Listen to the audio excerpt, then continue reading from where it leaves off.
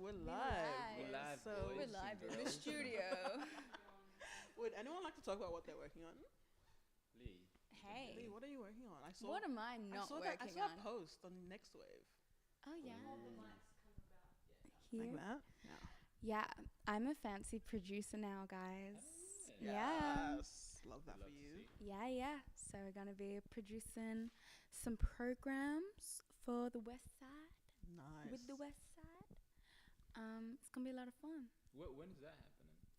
It's gonna happen for the next 12 months. About more, because I didn't see that. Oh no, like the process of like making it and researching for it and like facilitation. It's gonna be like a year process, and then we'll deliver the project. Yes. And that's with Next Wave. Yeah. That's cool. That's really cool. It's gonna be a lot of fun. At least got her producer hat on. If you're saying anything, you want to be in front of the mic, otherwise it's going to be totally lost. Okay. That's cool. Mic test. There should have been a third mic, because I talk a lot and I just like We're just gonna have to be. I'll just be like, yep, yeah. So that's cool. That's really cool. So well, what I was saying earlier was I didn't see the post about the Next Wave. So you're playing multiple roles. You're an actor, you're a writer, you're a producer, and now you're also directing. What can't you do? Nothing. Actually, that's a lie. I can't do math. I'm I bet if you put your mind to it, you could actually do maths. No, babes. Nah, I feel like if you babes, actually put your mind to it. No, I can't do math.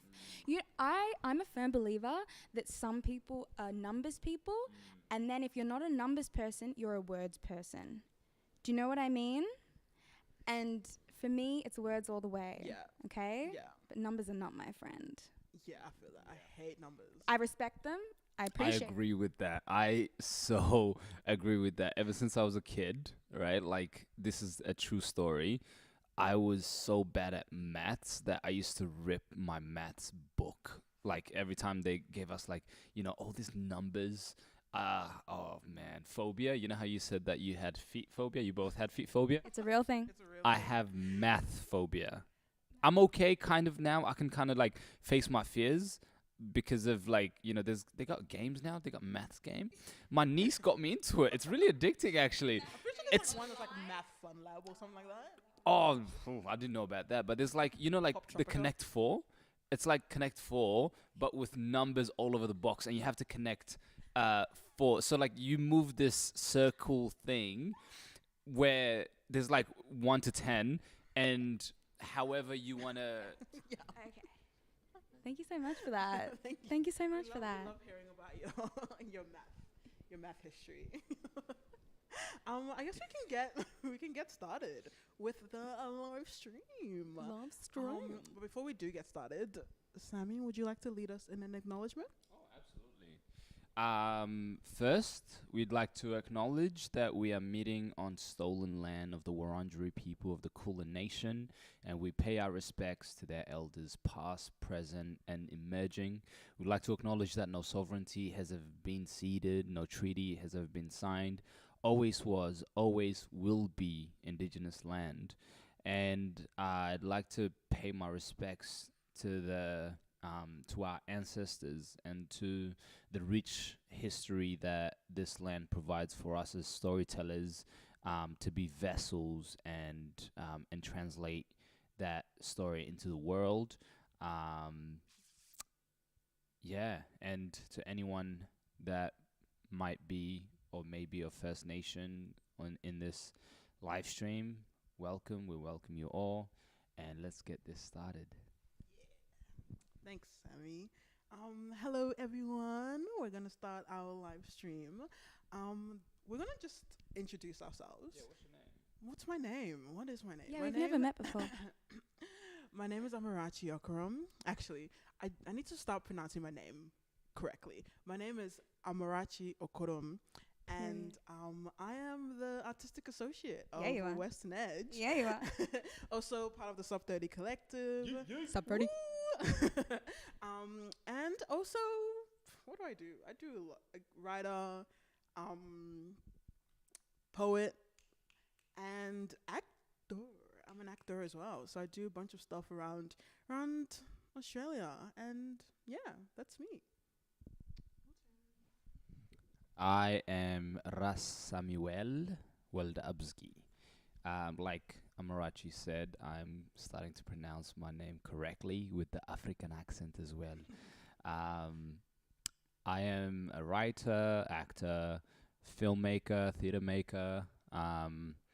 Yeah, an all-rounder, dope dude. Um, you know, just just me. Love people. um, yeah, that's me. What about you? I too am a dope dude. I am Lule. Hello. I am a director, a producer, a writer, a performer, a plant collector. Oh, you said Hey, started. I've been doing it. Have you seen? Hey, I buddy. have not seen Lule collect plants because my house is a bush. many plants. And I'm really excited to be here and talk to you guys today. Yeah, oh my god, I'm excited to get into it. Well, the first question that we have is what is youth leadership in the arts and why is it important? Like what does it mean to you when you hear youth leadership in the arts specifically? Oh, okay. So this is borderline because I'm a man. If I'm talking a lot, I don't want to be that guy. I just want to put it out there. So yeah. So I was handed the microphone. What does youth leadership look like in the arts? Well, I mean, I think to me it's about um, opportunity and paving the way and letting go and trusting uh, like the person to step up, no matter the age, no matter their gender, no matter their ethnicity or what their history looks like. If they show ability, that they can step up, or they're passionate about it, or they want to step into a leadership position, then I think it's our responsibility to to mentor them to get to that space.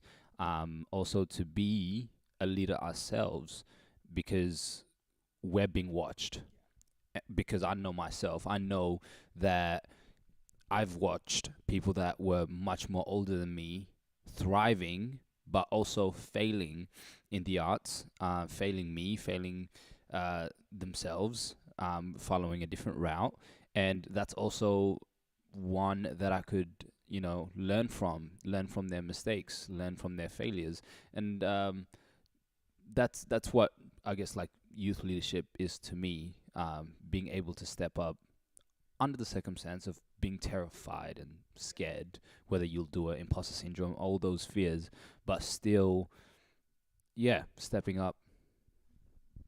Yeah, I agree. I think, because I guess there's two ways you can kind of look at it, right? Because the first is like literal, which is leading young people in the arts. And then I'd say the second is like young people leading, period. Yeah. Like without, they're kind of having to be like a shepherd figure or something. Just giving them the platform and the agency and the support to create what they want to, and to say the things that they want to.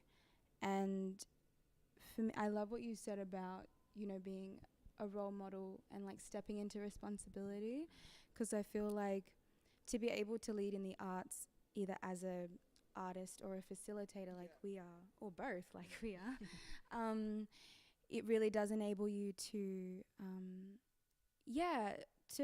to gain a lot more confidence in yourself and your capacity and your ability, because I feel like usually young people aren't taken seriously, or they're kind of regarded as lacking responsibility or capability, when that's really not the case. Like, if you give them the opportunities, they're going to impress you, I promise.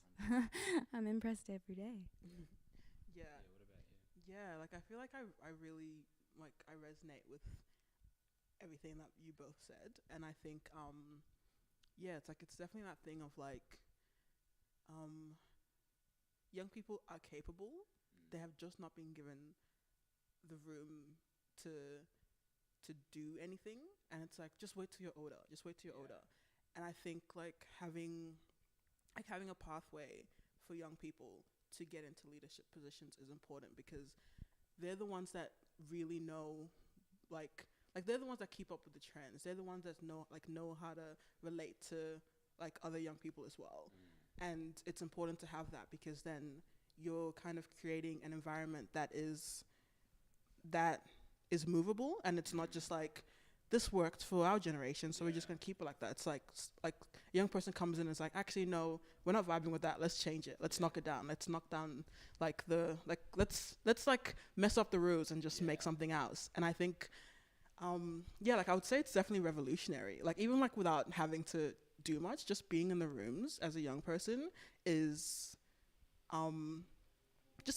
just being amongst adults, there's just this like level of like responsibility that you feel, and it's like like I feel like I'm representing a lot of people, and especially like being a black woman, like it's also like I feel like I have this responsibility for like my community to be this person, and to be like like I can do this, and because I can do this, like other people coming after me can also do it.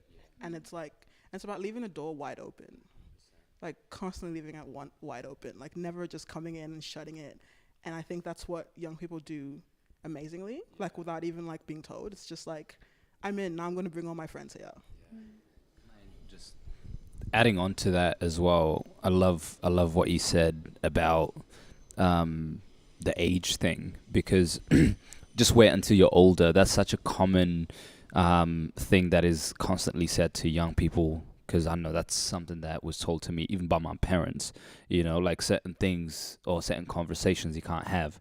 But as an adult now, I still feel like that hasn't changed. I still feel like I don't know what I'm doing, and I've spoken to a lot of older leaders in a leadership position as well, and like they'll tell you, I still don't know what I'm doing, and I feel like there's so much power in that, because you can ask for help. You can ask, I don't know what I'm doing, how can we figure it out together? Like I'm constantly asking, how can I do this better, or constantly asking for help. But I don't think that will ever leave. Maybe it's the imposter syndrome, but also maybe that has a lot to do with the adults telling us since we were kids, just wait until you're older. And you get older, you don't feel like you're older because you didn't learn those, like the groundwork wasn't laid for you. Yeah. But that's... really vibe with that. And like the next question is quite like it really goes like ties into the next question, which is just like we're talking like more generally about Western Edge, and like what does youth leadership mean to Western Edge, and what do you feel like is the model of leadership in this company? Because like a lot of us started as like participants, or like came up like in a different way, and now we kind of have like these leadership roles in the company, and like what does that like, how does that feel? Like what's like, tell us your story. Well, I'm curious to hear it from you, actually. Thank you. I'm curious to hear it from you, because like you are a good example of that, of like, you started out as a participant and you kind of like evolved into the person that you are right now. So I'm actually really curious to hear it from you. Oh, okay. Deflection. I know, I love that. Are you a politician?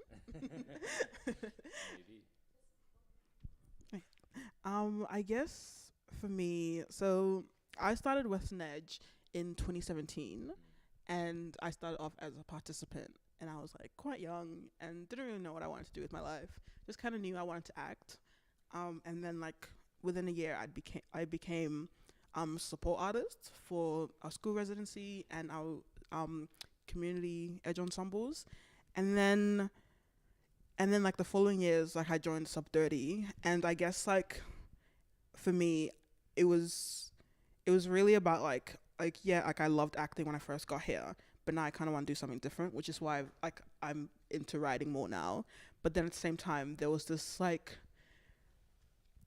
gap I felt between, because I was like, I want to work in the arts sector, but I don't know where I fit in. Like I don't know where I fit in, like in the back end of things, because I'm like I can't be a boss, I can't be CEO, like at least not right now. Like I can't be AD, I can't be any of that. But I don't know where I can fit in. That's not like admin or like any of that stuff.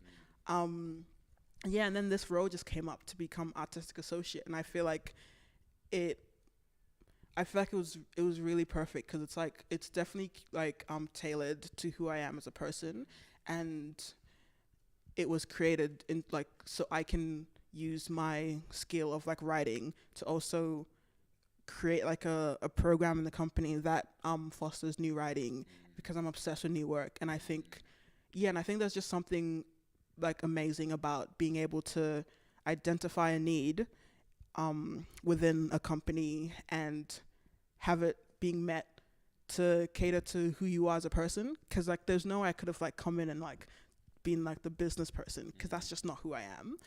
But like coming in like in this artistic way to like and really enhance the skills that I already have feels good, because it's like it's what I know, like it's what I know how to do. But I'm not skilled in creating a new work program, like I've never done that before, but it's exciting to me. And I think that's really important. It's possible to give people jobs that excites them. Like you don't have to like keep everything like to the book. You can switch things up.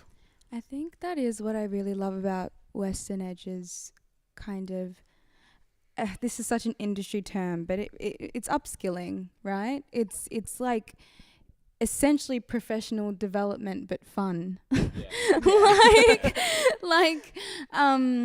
And I think you touched on such an important thing of like, it's tailored to you, right? And I think Western Edge has, they do a really good job of not having the philosophy of like one size fits all thing.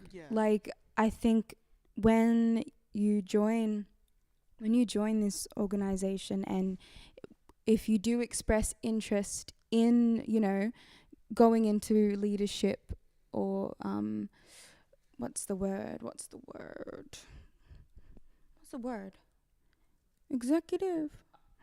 I guess that sounds good. Executive roles, or roles where you have a lot more responsibility. I think Western Edge's strength is that they understand what you're interested in, and they understand where your strengths are, and then they say, okay, you're a writer, here are all these opportunities, here are all of these programs, here are all of these platforms where you could share that writing ability with everybody else in the organization. For film, same thing. Like when you're working on a film, you're immediately like casting the actors of this org as like your leads in that. Like I think Western Edge is just really good at isolating like what we're good at, and then being able to bring everybody else into that thing as well, which I think is so important. Yeah. Do you have anything to add to that? Yeah, well, for me, what I really love about Western Edge is that, I mean, I love the new rebrand as well. Like I was having a look at it, and it just sums, like the new acronym for Western Edge sums it up so perfectly. Western Edge is a community, and it's about we, you know? I love that the new acronym is a we. Yeah. And I was kind of like telling my partner today about it, and I was like, there's no I in we. and just play on words. Muhammad Ali had this beautiful, and to this day, it's actually the shortest poetry to live, and that's we, not me, and like I just resonate so much with it because it is it's a collective of people. And I was saying this in the youth summit that I went to in Sydney, when I was talking about Western Edge. I was telling them, we operate like Voltron. Everyone has a role to play, and when we come together, we make magic happen and kick ass. That's what we do. And everybody was just like, some people got some people got the point, but they were like, that's cool. Is that like Transformers or something? Yeah. Well, that's cool. I mean, like, stamp that, Western Edge, stamp that. Trademark that, yeah. Right now. That's it, yeah. Yeah, I love that. And I feel like there's this sense of like, you're put in a position where there is no pressure to be perfect. Yeah. And like John Mark says, the co-AD, he's always like, happy failure. And he's always like, just make mistakes and have fun with it. Have fun while you're doing it. And I feel like this model kind of like allows you to make mistakes because like, obviously, like, I'm like 25 and I'm like, I don't know a lot. So obviously I want to do things and it's not going to be right. So it's great to not be like, oh my God, I have to get it right in my first go. Like, I can do something, get it wrong, and then learn from it. And I feel like that's what makes like a great place that's comfortable. Just to touch on that as well, I love what you said, and it just made me remember like my experience in the industry, or just like my observation in the industry, is that I think a lot of shows, films, movies that have like white stars in it, and it's very commercialized for a wider audience, they can flop 100 times, right? Like even the new like movies and stuff like that, or how many flops have there been? There's a number of them, and it's okay. Whereas when there's like all of a sudden there's this huge, person of culture that's, thriving in the industry so far, it's like such a huge pressure on them because they can't flop. They can't mess up. They have to, like, every movie they make or every theater they make, everything always has to be like a win. And that's a huge pressure on like, especially of being an artist, to top up your last film or your last show, your last theater. And what I love about about Western Edge is that you can come here, create work that can flop, and it's okay. Or it can be a number one hit, and that's also great. But you're constantly allowed the space to hone in your craft. And that's kind of what I personally love and respect about the culture of Western Edge. Yeah, definitely. I definitely feel that. It's very like, it's embedded in like all aspects of like what we do. I think like, I feel like I constantly take that outside into like other places as well.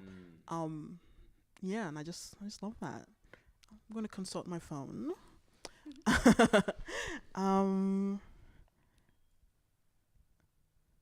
Sweet. So now we're going to actually have a video from a theatre company all the way from my homeland, my motherland, Nigeria, and it's called Arojah Royal Theatre. We're gonna have a few videos, kind of just saying what like the youth arts means, like youth in leadership means to them, and then we can like chat about it after.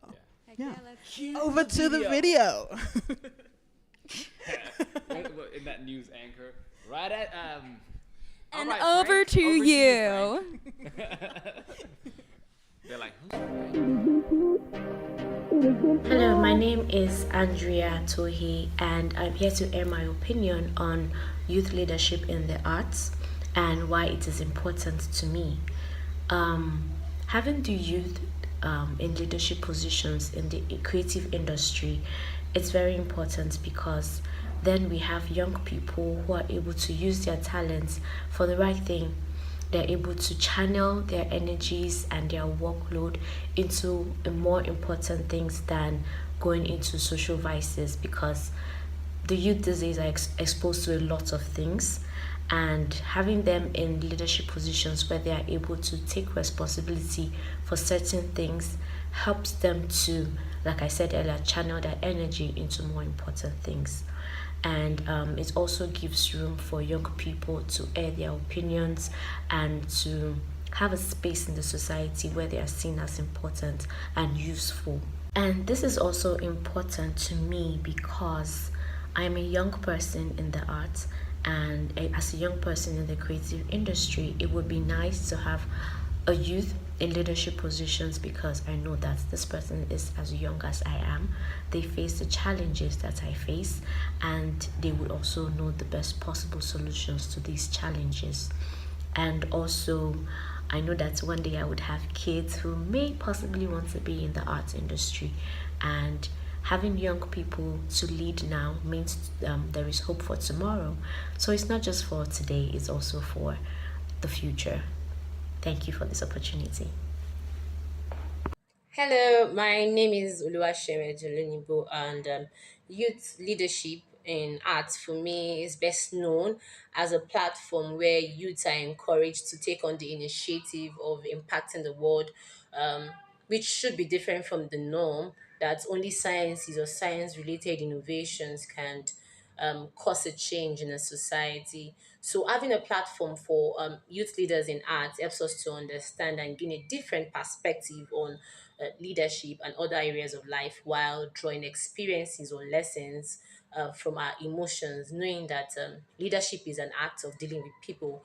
And youth leaders in arts have the privilege of bringing creativity, which is not just about expression, but also about problem solving, risk taking, impacting the society, which is quite a bigger factor for growth in a nation. So, bringing forward a group of youth who will innovatively engage with society through poetry, drama, spoken words, and other areas of arts, even music.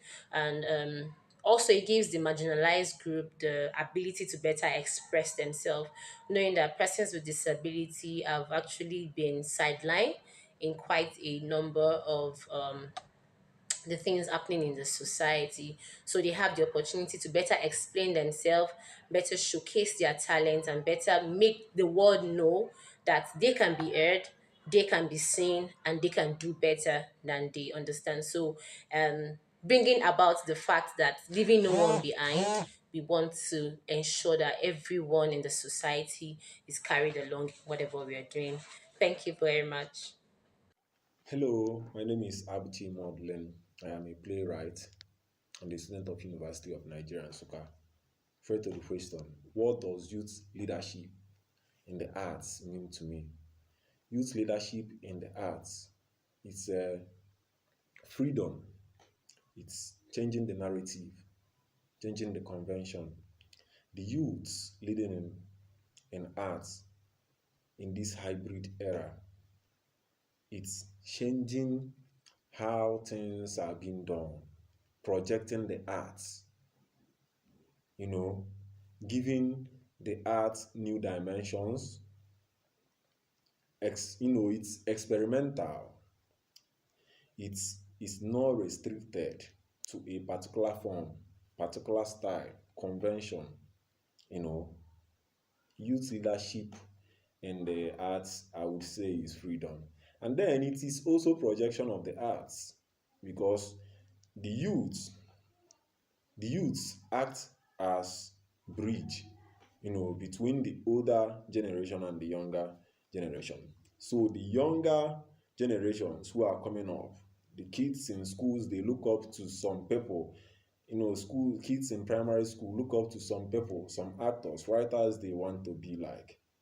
And then it comes with the convention and everything. They would want to do what this person is doing and want to do it how this person is doing. That is why I said it's freedom in this hybrid era. And why it is important to me, because It's changing the narrative and cultivating new stories, cultivating new dimension, experimental, being experimental and all that. That is why it is important to me. Thank you. Hello, everyone. My name is Nilo Chikelo. I am a writer and a journalist. What does youth leadership in the arts mean to me? Youth leadership in the arts for me means being the change that I want to see in the arts industry. For me, it means stepping in to either highlight and to foster the collaborations and changes that need to happen in order to fill in the existing gaps in the industry. For instance, we talk about the lack of adequate writing and adaptation and collaboration that is needed in order to build a formidable and thriving children's theater festival in Nigeria. We also talk about the irrelevance of the arts and the culture circle here in Nigeria to the average Nigerian. I mean, it's not that these artists are not creating works that are relevant to the people, but they're not generally bringing it to the platform or putting it in ways that it could relate to the average Nigerian. So the idea is to make this work such a way that we bring them to the medium that average Nigerian can be able to relate to it. So I plan to do that via my journalism and art writing skills, criticism skills, and also to do that via a podcast that I'm working to create. I will be addressing artworks created by both theater artists, visual artists, performance artists, to break down the work they are doing in a way that will be presentable and digestible to the average Nigerian public, and will cause them to even put more effort to listen more to these people and to be able to become a part of the large audience of the creatives themselves. Thank you. Hi, my name is Desmond Oke. I'm a performance artist, a theater administrator. I'm a Nigerian and I'm 30 years old. Leadership in the arts for youth, for me, I think is a clarion call for us as youths to recognize that there is need for us to take a leading role and front seat in the various artistic expressions that we find ourselves in order for us to sustain it and progress on it. Yeah, there's a saying that art is a reflection of a society. So that implies that if the youth in the society are not fully in line with the practices and the administrative affairs of the various artistic expressions and platforms that they find themselves, there is a tendency for a lot to go missing. Yeah, for posterity's sake, the youth needs to take a leading role in the affairs of various artistic expressions. I think even more so with the advent of the various new media platform and other tech platforms that tend to be more youth inclined, if I can use that word. The youth need to take a front seat. But I think even more important is the fact that we as youth must recognize that leadership is a big deal. So that implies that youths must first learn the skill, the creative thinking, the know-how of how to be an effective leader in their various fields in order for them to lead very well and make progress in the various artistic disciplines that we find ourselves. That is even more important. I think if we can have this and the youth can take more leading role and educate ourselves for the need for leadership, I think we'll do very well in the various artistic expressions that we'll find ourselves. As a youth, I champion this movement, and I hope to see more youth leaders in the various cultural and artistic fields that we find ourselves. Thank you very much. Is this? Oh, we're live? Oh, okay. We're live. We're back on. We're live. First of all, thank you to all the folks over at Arojah Royal Theatre. Yes, thank you. Those videos were really amazing, and I love the thoughts. And now we're just gonna discuss them because I think there was a lot of really interesting things that were brought up in there. Leigh, would you like to begin? Yes. I love what Chinelo said about that. Obviously she was talking about it in the context of Nigeria and the theatre scene there, and about how there's artists making work and writers writing work, but it's not being what's the word? Not being like delivered correctly. So like the work exists, but it's not even reaching its audience. Yeah. And I just thought that was really interesting because I started thinking about it in our context and how there's so many Afro-Australian playwrights and writers in general who I know are putting in the work and like creating incredible art. But like, I mean, I still struggle to even find it. Do you know what I mean? Like, like I know they're out there and I know they're making amazing things.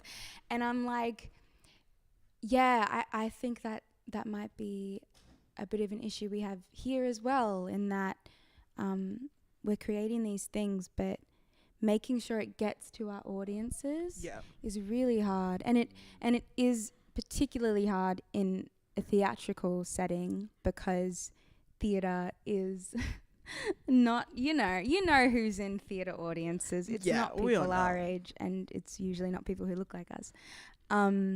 So yeah, just in that context, I thought that was really interesting. I definitely agree with that, because I feel like like you said, there is a lot of work out there. Like whenever people are like, oh, like there's nothing, it's a complete lie, because there is a lot of people working out there. It's just there hasn't been like the gap hasn't been bridged between like writer and like their target audience. And I feel like like Chinelo said, she said having work that's like accessible to like the average Nigerian, like in their context, and like and I guess it's like about knowing who you want your work to be about, and like actively putting in the work to like try to build that relationship as well. And I think that's really important, especially within the sector that we're working in. Would you like to say anything about that? Yeah. Well, I think like especially with theater, it's a marathon, you know. It's not something that, you know, you can make one work, two work, three work, and then all of a sudden, bam, you have a full house, you know. It takes time to create trust. It takes time to, you know, even for the artists themselves to feel confident enough, you know. But it really is, it's a challenge to get our people into the theater, because for such a long time, there hasn't been an invitation, there hasn't been a door. So now all of a sudden there's one. It's like, you know, you're like, what's the catch? Immediately it's like, what's the catch? You know, what's behind that door? Because I wasn't welcomed in that door for a long time. So it's like, you know, you kind of start to have distrust issues in a way.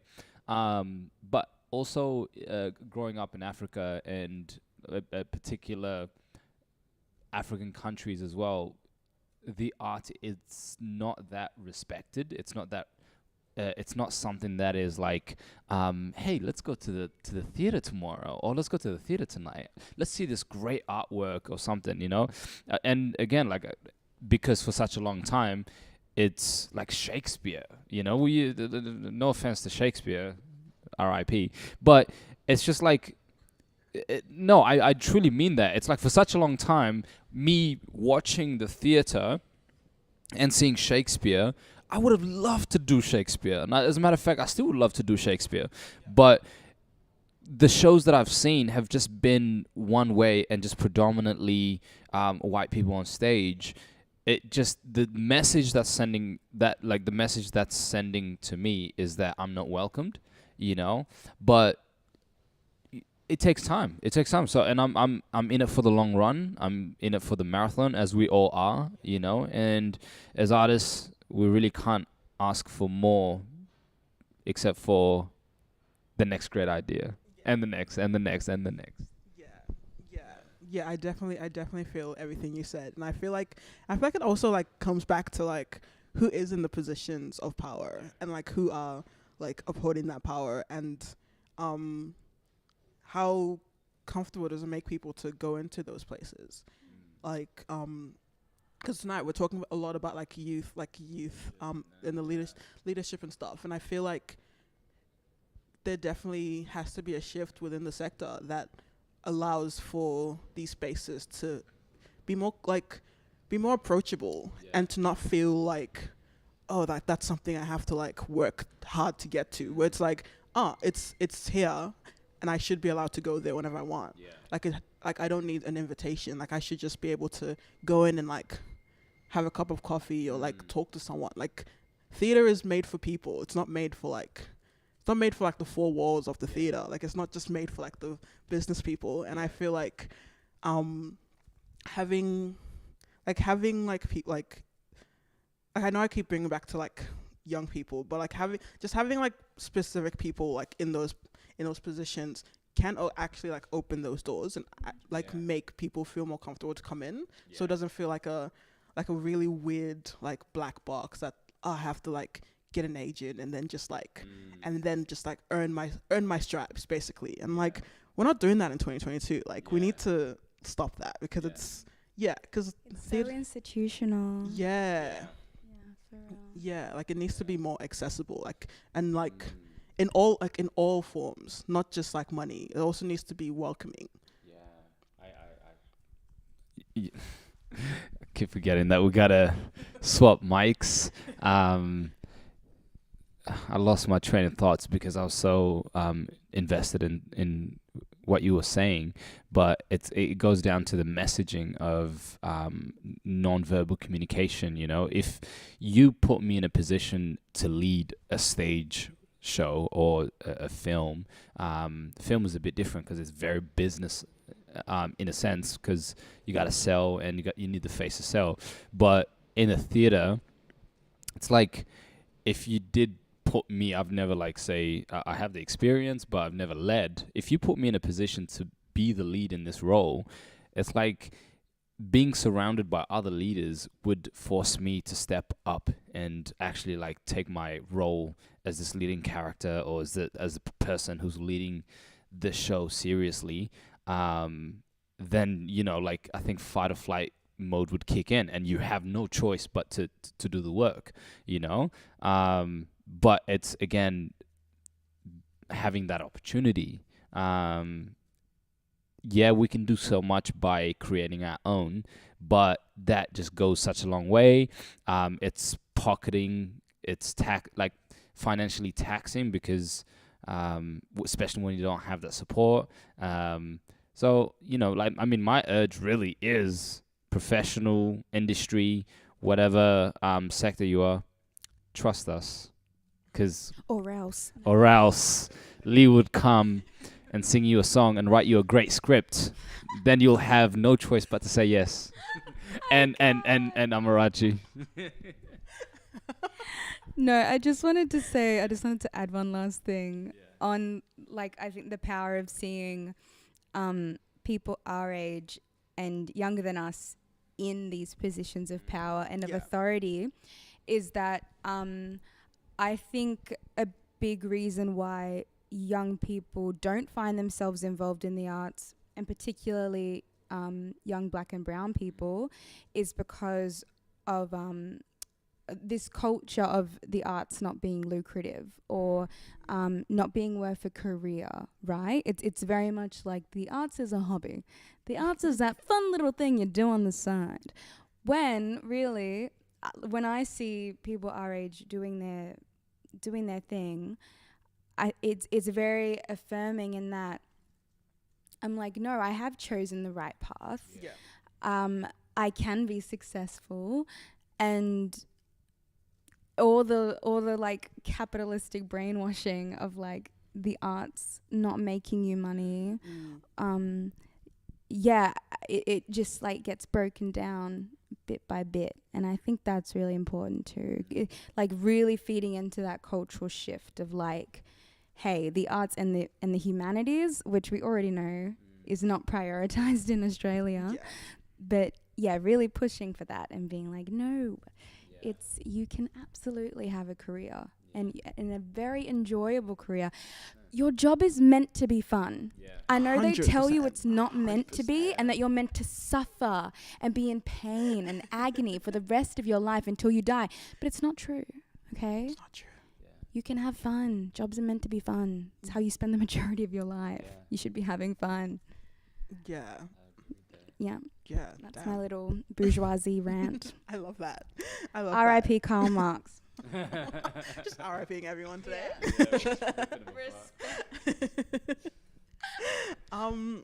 I guess like before we move on to like the next thing, I really loved what Abuja said about bridging between the younger gen and the older gen, because I feel like a lot of time it feels like it's us versus them, but it's like, let's just work together and create something great, because obviously like it's not just young people in the world.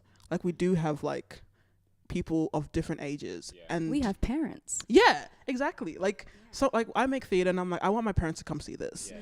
And I'm like there are things where I if my mom, if you're watching this, Mom, I'm on TV. Mom, I made it.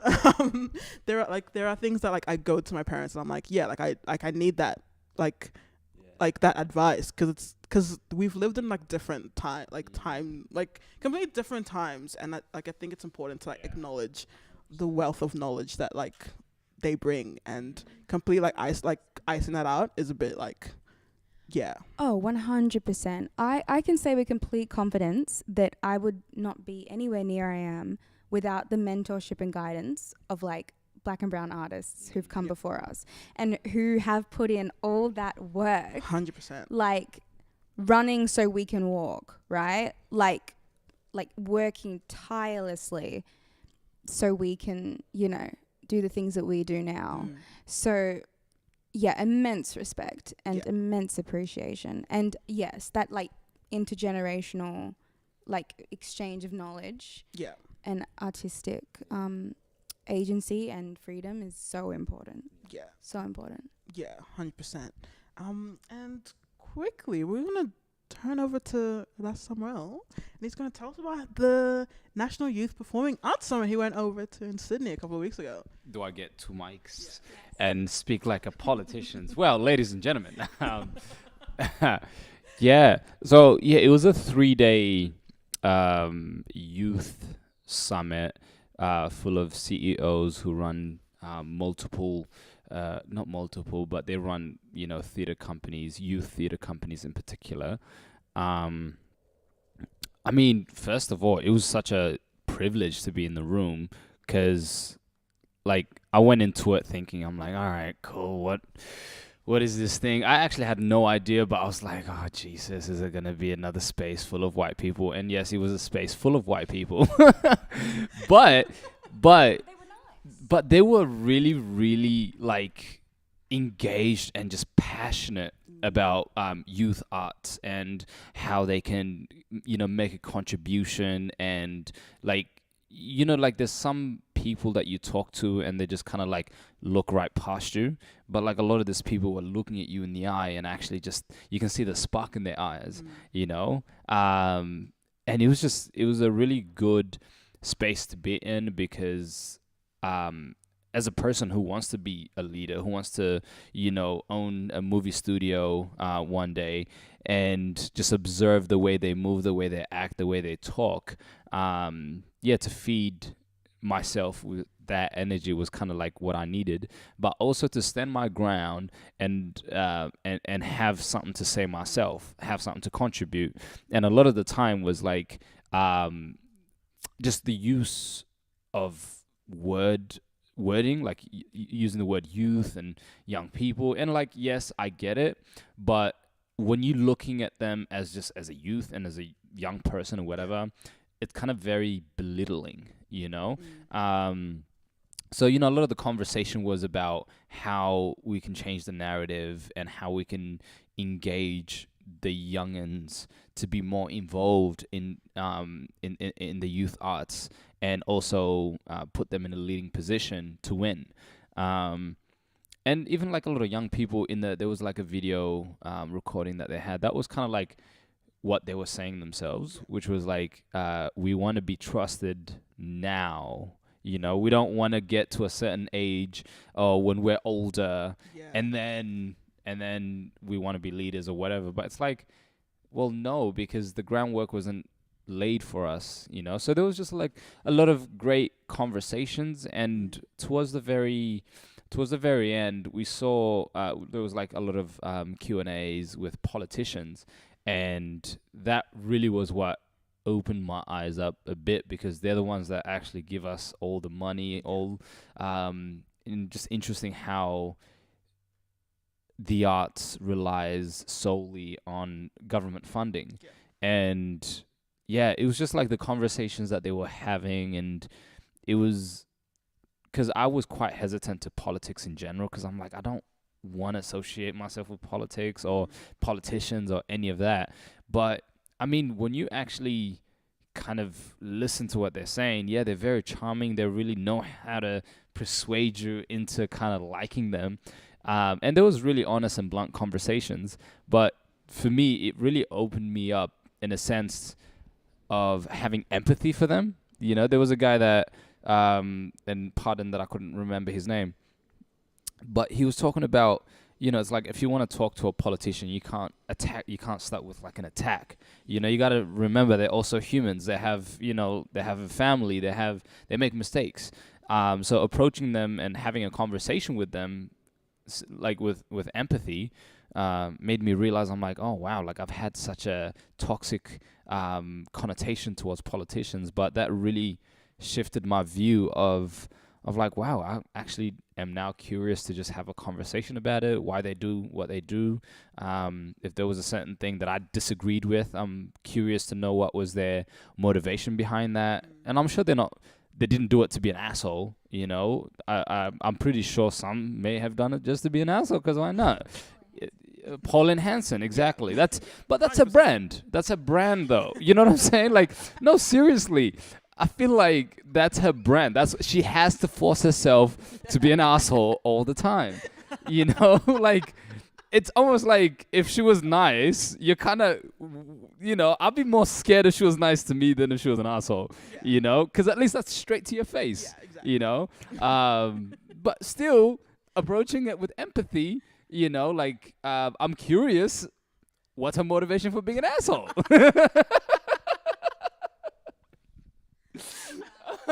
But yeah, man. No, honestly, it was just like it was you know, it reminded me also that, like, you know, you're never too old to learn and you're never too young to teach.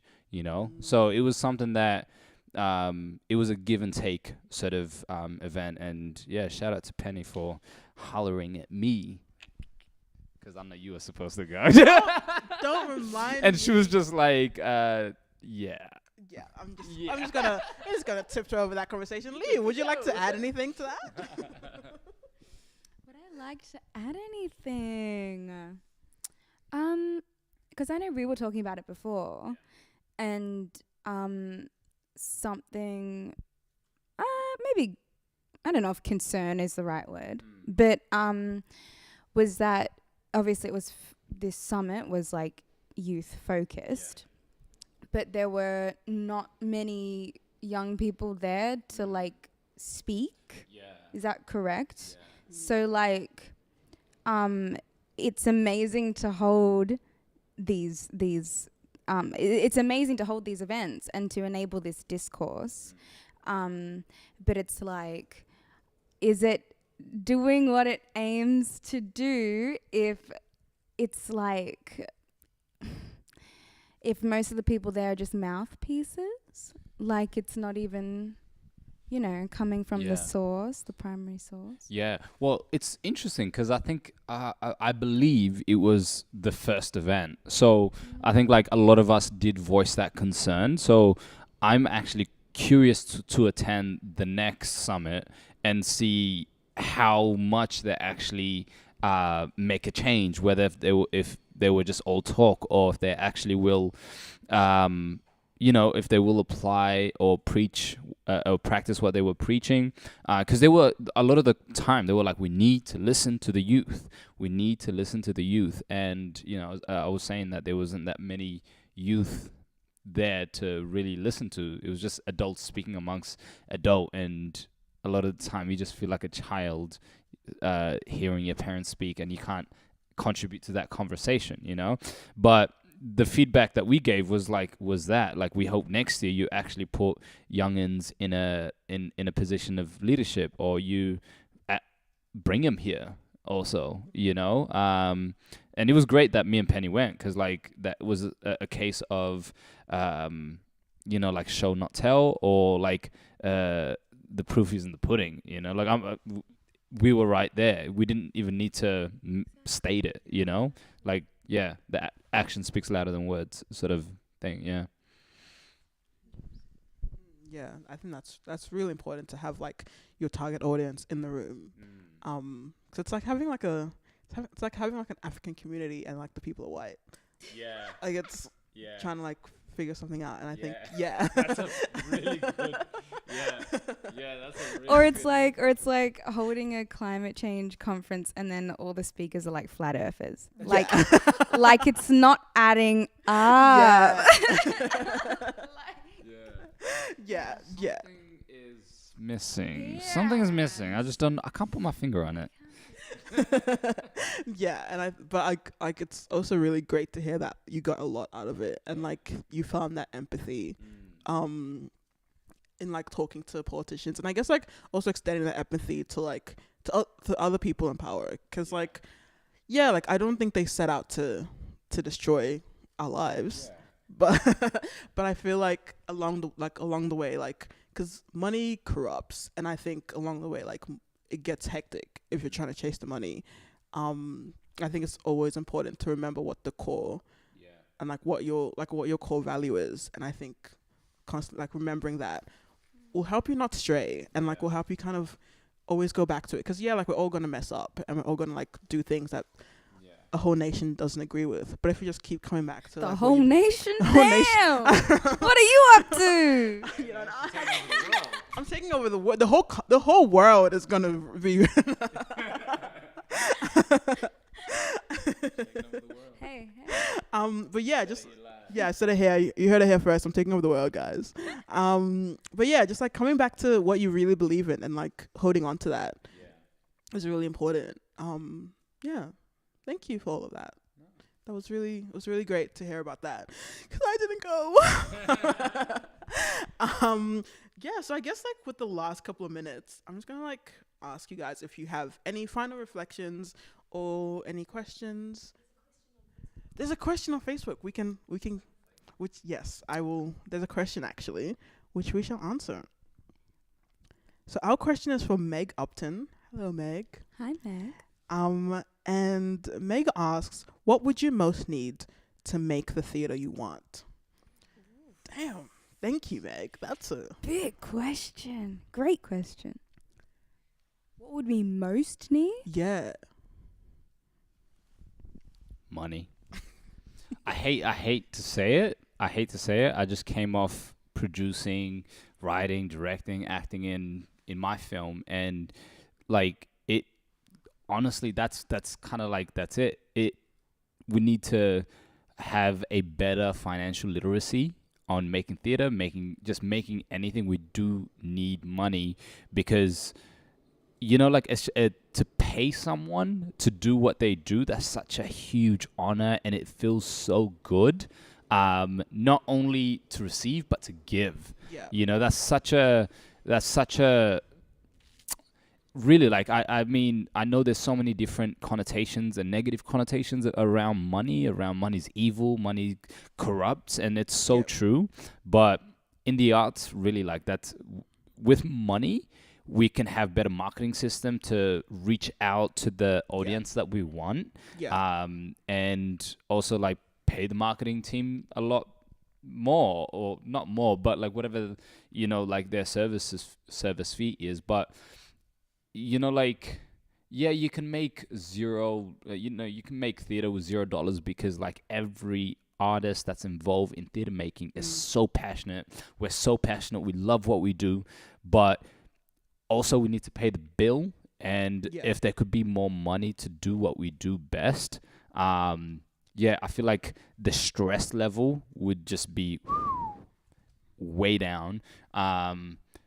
But also we could make great work, and we don't need to stress whether if it's on the budget, or yeah, it's important to have budget, but we don't, at least if we have a sufficient amount of what we budgeted for to make Yeah. the theater show, for marketing, for, you know, press and all that sort of thing that is required to make theater. Yeah. But that's what I'm learning right now, and I'm wanting to learn more to have better financial literacy. Yeah. Yeah. Yeah, I think support systems are what's most important. Like, I love collaboration, and I love it when companies or collectives that are already established reach out to emerging artists, young artists, and are like, hi, we have a rehearsal space, we have a program, we have a spot here where your show could be seen by X amount of people. Like, I think if you're, I mean, Amarachi and I were talking the other night about how it would be amazing if Sub30, which is our collective, if we could kind of be producers in a sense of, like, the six of us as an entity could help other people create work and develop their work and fund their work, and how awesome that would be, and how dreamlike that is. And actually I don't think it's a dream. I think it's very doable. Yes, 100%. Give us like 2 years. Yeah. Sounds so cocky. Don't quote me on that. Sorry. Okay, yeah, sorry. But yeah, I think if you're already established in the art space, if you have an organization that, take young artists in and nurture them and help them develop their work, because I guarantee you, everybody wins in that situation. Everybody. Yeah. Yeah. So, yeah. That's my answer. I love that. Well, I was going to answer, but we have 2 questions. Okay. 2 questions left. So I can answer? Great. Okay. So I agree with both of that. Like, I feel like, if you asked me this like a couple of years ago, I would have been like, I just need, I would have said something that's like completely true. But now that I'm like a bit older, a bit more experienced, I'm like, yeah, money.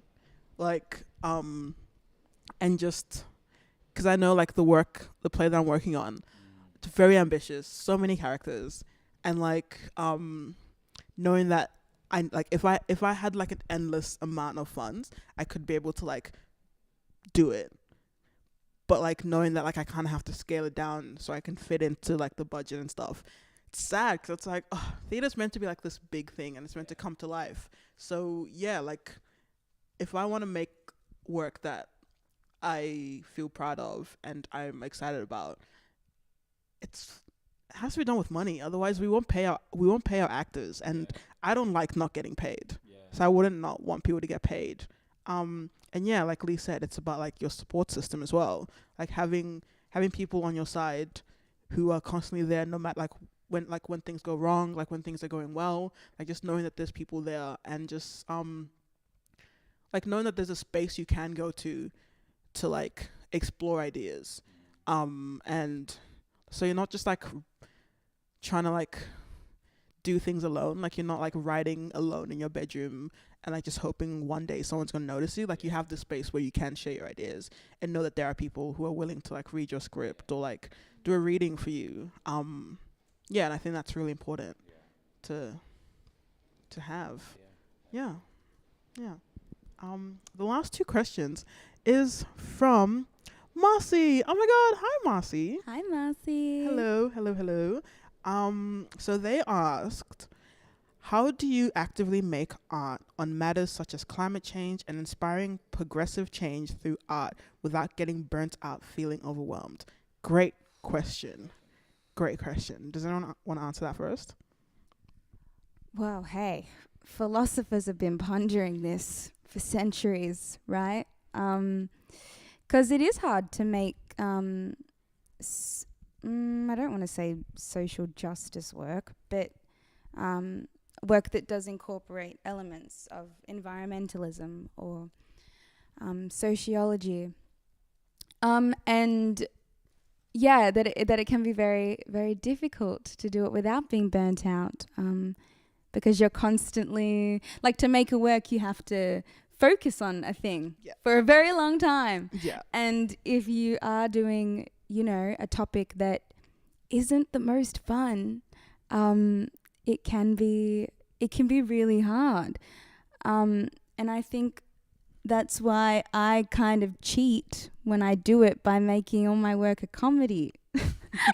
So then I can take all the crappy things in the world and make fun of them, and make fun of the people who put us in these positions. So it's a bit of a cop out, but adding, I think it's important to not take yourself too seriously or your work too seriously.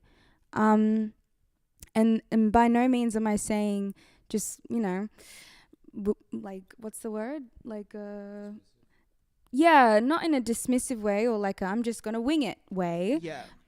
More so just understand that those topics you're prone to burning out because those are burnout topics. Like, nobody can approach those without, you know, losing a bit of steam at least. Yeah.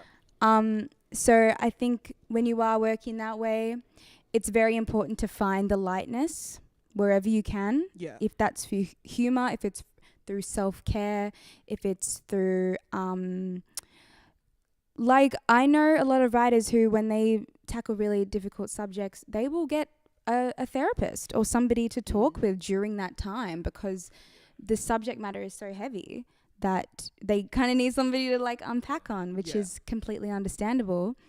And I'm waffling, so I'm a deflect to Sammy. Good question. Very harsh answer. It's impossible. You got to get rid of the idea of how can I not get burnt out, because your ass is going to get burnt out. I'm sorry. That's just drop it. That's just like, no, that's the truth. Putting Like, it out, you will, especially if it's it's part of creating work, right? You're going to get burnt the fuck out. I'm sorry to swear, but it's true. It's very true. You just have to choose the project and also be real with yourself. Is this worth getting burnt out? Like, is this worth it? And is this worth putting all my investment in, regardless of, you know, how it's going to be received, regardless of the outcome? Is it worth it? Because, you know, like, adrenaline will take over, right? You're going to execute. You're going to do great freaking work. And then the work is done. And you're going to be like, oh, shit, everything is going to come crashing down. And you're going to be like, what in the world is happening? But that's part of creating work. That's part of creating art. It's very psychologically taxing. You just need to give yourself, you know, you need to acknowledge and be real with yourself. Okay, this is what's happening with me. I'm burnt out right now. Yeah. You need to give yourself that time to actually chill the F out and acknowledge to yourself that you are burnt out, and it's going to take a while for the steam to cool down. Because, like, I'm sorry, that's the truth. That's the reality. I've been trying to fight it for years, but, like, it's impossible. Like, you just, that's why taking time off, like, that's why a lot of people, you know, work, and take time off. Because even within that time period, you can be on holiday, but you're still going to be exhausted. You're still probably going to be, you're going to have that post-show blues. You're going to be depressed. You're going to be, everything's going to come crashing down. But like I said, that's the reality, and you just have to be honest and truthful with yourself and pick a project that's going to be worth it. Yeah. And also have people alongside you. Yeah. Don't try and do hard things by yourself. Yes. Like, reach out to people. Have the art works when you have a strong team. Yeah, right. 100%. A piece of art is only as strong as its team. Yeah. If you're not working with people that you trust, that you respect, that you know they're gonna put in just as much work as you're putting in, Yeah. like all of those things is so vital, especially when you're doing hard work, right? And emotionally taxing work. Yeah. Because when you do burn out, when everything comes crashing down, as Sammy so eloquently put. Okay, how many people can I tell me love- that they've never experienced that? It's the truth. It's the truth. It's the truth. It's the truth. Which is why it's so important to have people around you who understand the feeling Yeah. and are like, it's all good. We're going to get through this. Yeah. Don't even worry about it. It's momentary. It's temporary. Exactly. Exactly. Yeah. And to be honest, for me, I just, like Sammy said, if it has to be worth it. Like, themes that I will not touch, I will not, like, you won't catch me writing a play that tackles racism. Like, that's just like my boundary. I'm like, no, not gonna do it. That's too draining. And I feel like obviously I'm still like, yeah, like I'm like still fighting the system and doing all that stuff like in my life. But like, if when it comes to the art, for me, I'm like, I want to create something that I can feel good about at the end of the day and not like be in a corner and cry about it, because that's like emotionally damaging as well, especially if you're like you're doing work that's based on like stuff that you're really passionate about. You kind of like, there's no clear distinction between like fiction and reality, and that's when it gets really toxic. And I think you have to find that that balance. And if you're doing a work that is like getting into your real life, then I'd probably say just step aside from that for a while and just like reconsider what you're doing. Cause yeah, I'm not gonna write a play about like a character who's facing racism, because it's just not. I'm just looking after myself, and it's just not for me. And yeah, like you said, it's like that's not worth it for me. No. Also, like when doing that, it's very important to have a hobby. I think like when you attach yourself, well, like I don't want to vent and not have a solution also, you know, like, yeah, it's very important to have a support group. It's very important to have like, psychologists and people that you can actually talk to and actually express what you're doing, journaling, meditating, having a hobby where you can completely distance yourself from the work that you've just done and come back to your body, you know? Like for me, training, running, exercising, cooking, meditating, journaling, all that helps me come back to the self. And I think whatever that is for you, create a routine where you know when you're done, this is coming back to the self. Yeah, I call it a comfort list. Write a comfort list for yourself. So like comfort foods, comfort movies, comfort people. So when you are, finding yourself between a rock and a hard place, you can just pull up that list and go, hey, I'm gonna put on Fantastic Mr. Fox for the 200th time. Love because that. it's a great movie. Love that. And that's on that. Yeah. We have our last question, and I'm also very conscious of time. The question is, how do you judge making art as a creative and being in a more Administrative / managerial role? Sorry, I'm butchering this. Managerial role in the arts industry. Can you say that again? So how do you juggle making art as a creative and being in a more administrative / managerial role in the arts industry? That question. Oh, I mean, like that same question got brought up at the summit. So I'm like, is it her? Who did that question come from? Oh, it's Marcy. Yeah, again. same Dope, person. dope. Oh man.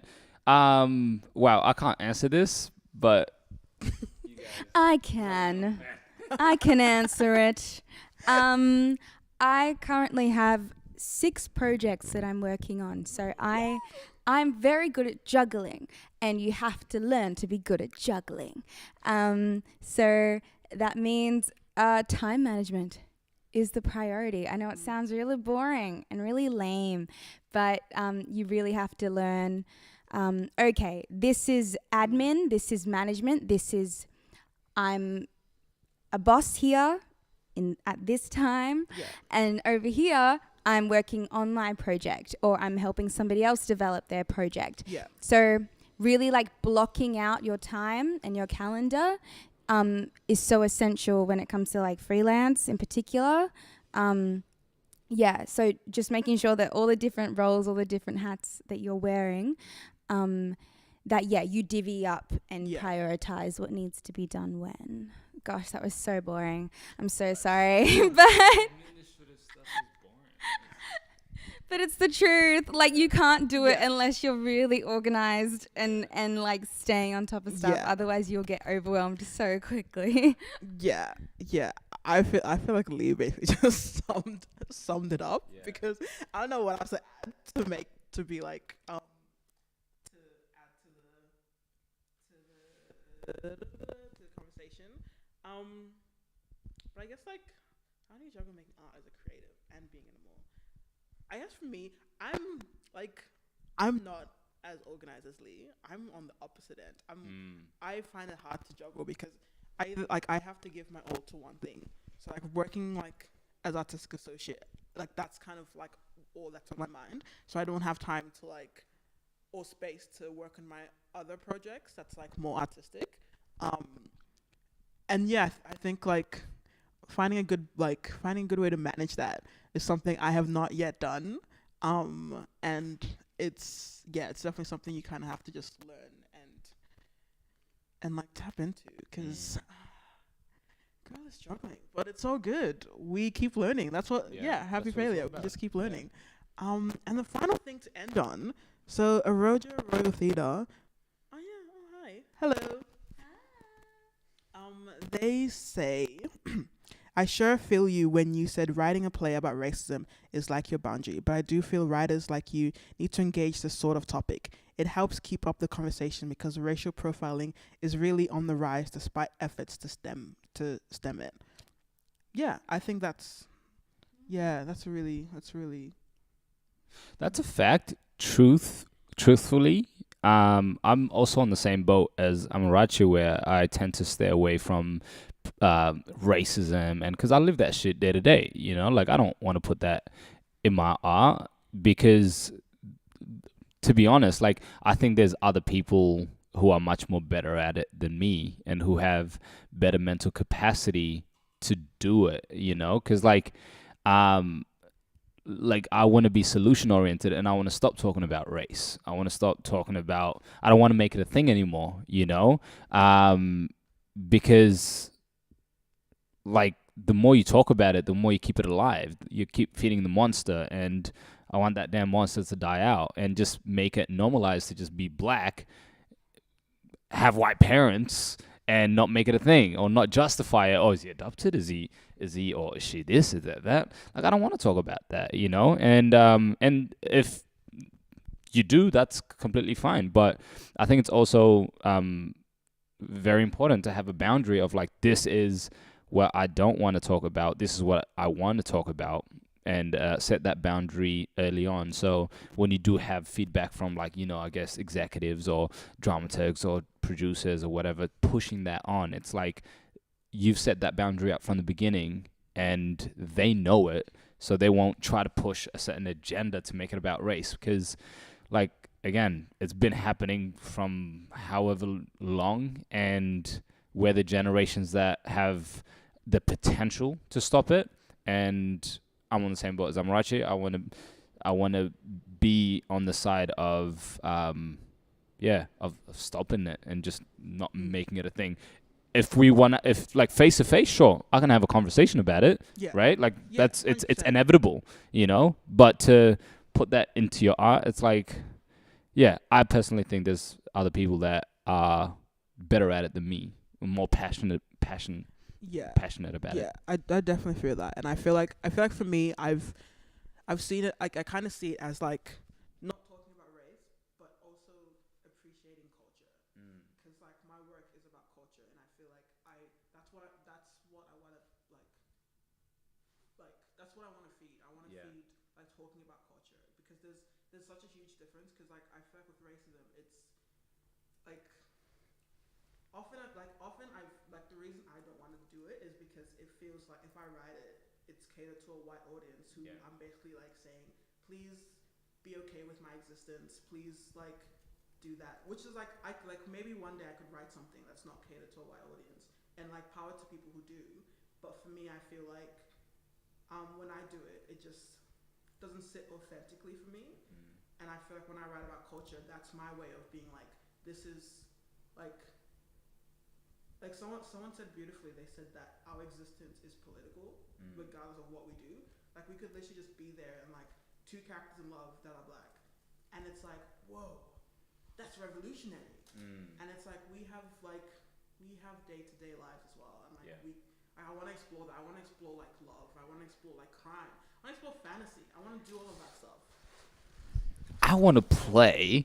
What do you call it? Like a psychopath. That's what I like. If you can write me a psychopath character, I want to like. I want to play a psychopath.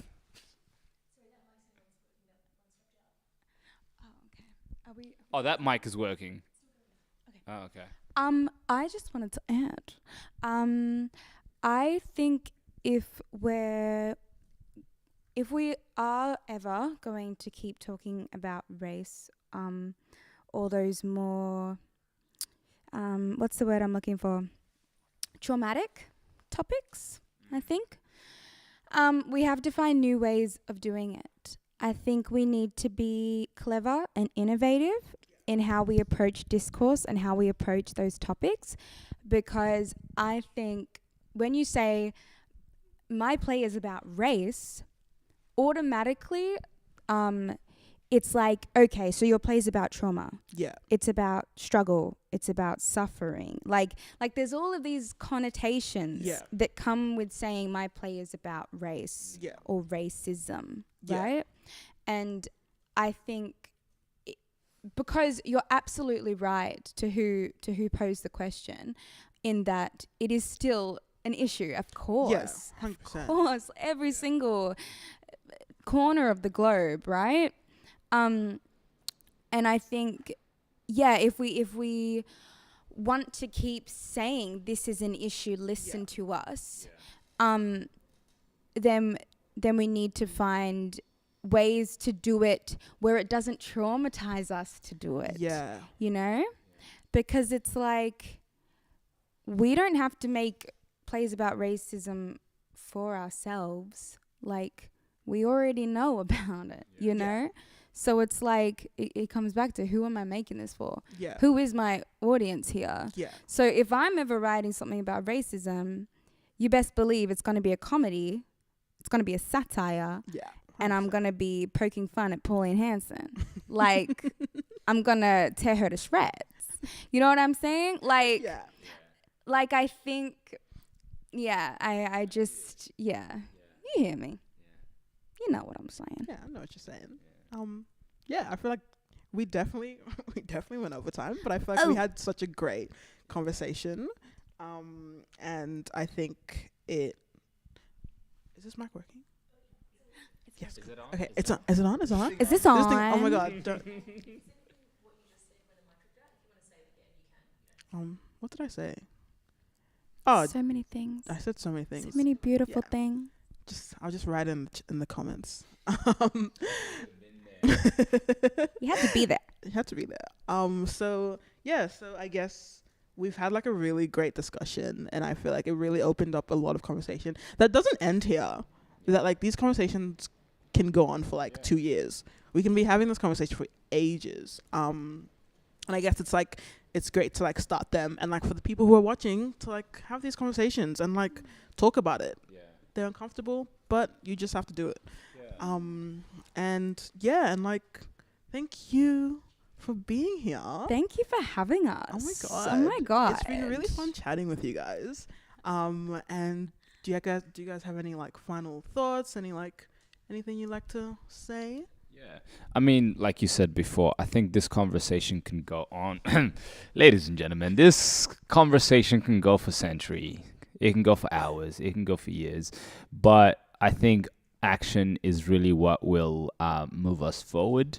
If there's anything that we said resonated, please do take action to to be an agent of change, to be a better person for the next generation, if you are in a position of power, to open up doors, for people, or even start that conversation with your colleagues and your network, please do. I said this before, but, we're here, we've been here, and we're not going anywhere, and we're going to continue to do what we do, because we love what we do. We love the craft. We are artists, first and foremost. And I'll see you on stage. Period. And on screen. And that's on period. That's on period. Thank you all for Thank watching. you so much. Have a great night. Bye. Western head out. We. Not me.